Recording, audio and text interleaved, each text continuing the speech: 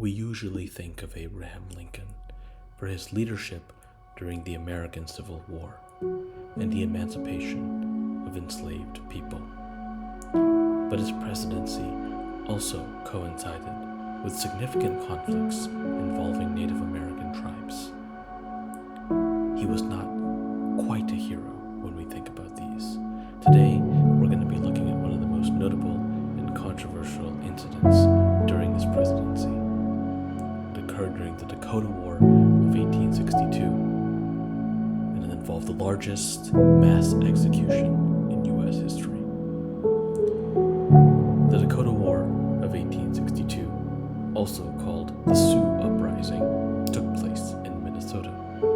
It was primarily a result of broken treaties and severe economic hardship faced by the Dakota people. Frustration and starvation led to an outbreak of violence between the Dakota and the European American settlers. The conflict began in August 1862 and lasted for several months. It involved a slew of battles and skirmishes, resulting in significant casualties on both sides.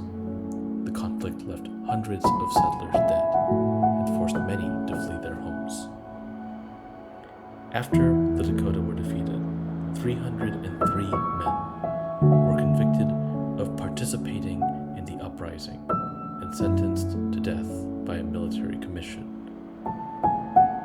President Lincoln personally reviewed the trial transcripts, and though he reduced the number of executions, 38 were still killed, considering the evidence against many of the condemned insufficient for such a severe penalty. On December 26, 1862, the 38 Dakota men were hanged in Mankato, Minnesota, in what remains the largest mass execution in American history. Lincoln's decision to reduce the number of executions was based on distinguishing between those who had participated in battles and those who had committed civilian murders. The act drew mixed reactions, with some praising Lincoln's moderation and others criticizing him for not doing